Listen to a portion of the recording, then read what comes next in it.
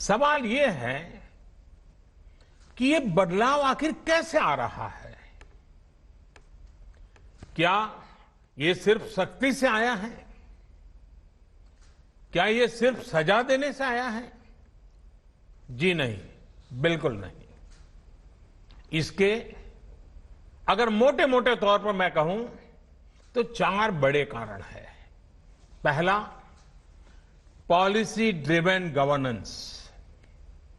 जब पॉलिसी स्पष्ट होती है तो ग्रे एरियाज मिनिमम हो जाते हैं और इस कारण व्यापार में, बिजनेस में और सरकार के और निर्णयों में भी डिस्क्रिशन की गुंजाइश कम हो जाती है। दूसरा, सामान्य जन की ईमानदारी पर विश्वास। तीसरा, सरकारी सिस्टम में ह्यूमन इंटरफेस को सीमित करके टेक्नोलॉजी का बड़े स्तर पर उपयोग। आज सरकारी खरीद हो, सरकारी टेंडर हो या सरकारी सेवाओं की डिलीवरी, सब जगह टैग इंटरफेस सर्विस दे रहे हैं। और चौथा, हमारी जो सरकारी मशीनरी है, जो ब्यूरोक्रेसी है, उसमें एफिशिएंसी, इंटीग्रिटी और सेंसिटिविटी के गुणों को रिवॉर्ड किया जा रहा है, पुरस्कृत किया जा रहा है। साथियों, एक दौर था जब हमारे यहां रिफॉर्म्स की बहुत बातें होती थी। कभी मजबूरी में कुछ फैसले लिए जाते थे, कभी दबाव में कुछ फैसले हो जाते थे, तो उन्हें रिफॉर्म कह दिया जाता था। इस कारण इच्छित परिणाम नहीं मिलते थे।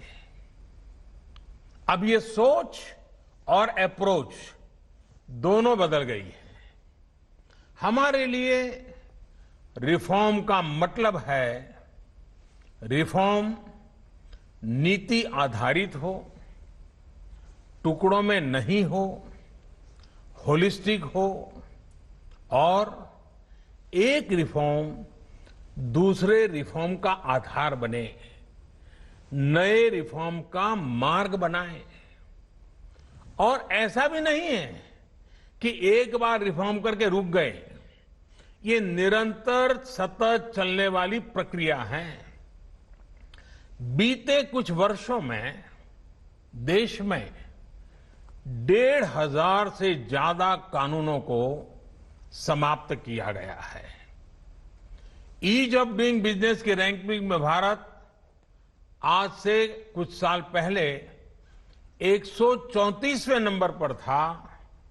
आज भारत की रैंकिंग 63 है।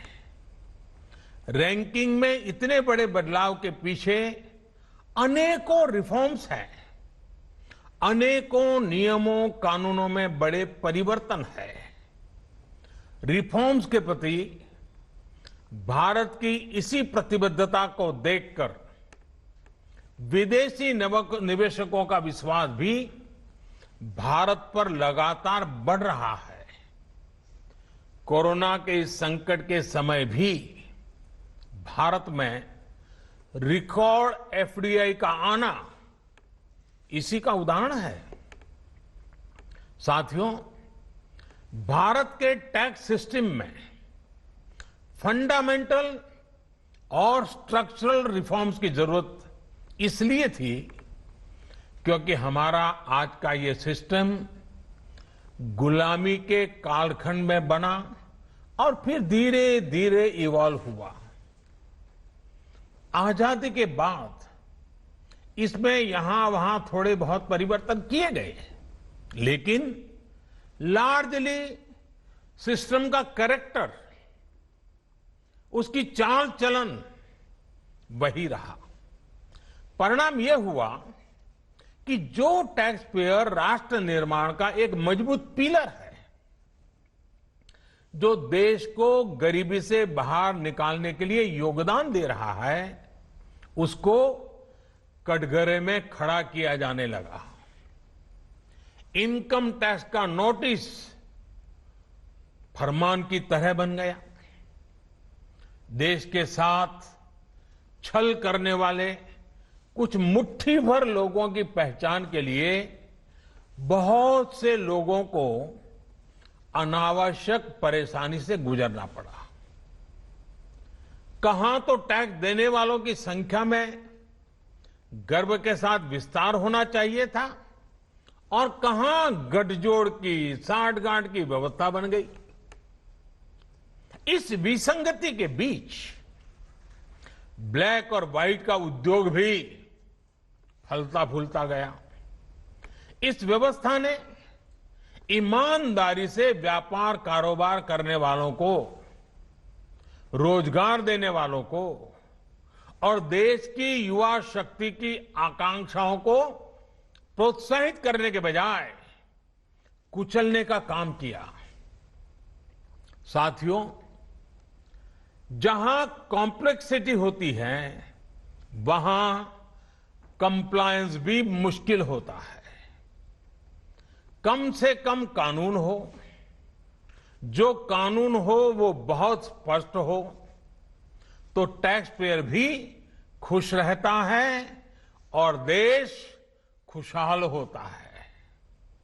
बीते कुछ समय से यही काम करने की दिशा में एक के बाद एक कदम उठाए जा रहे हैं।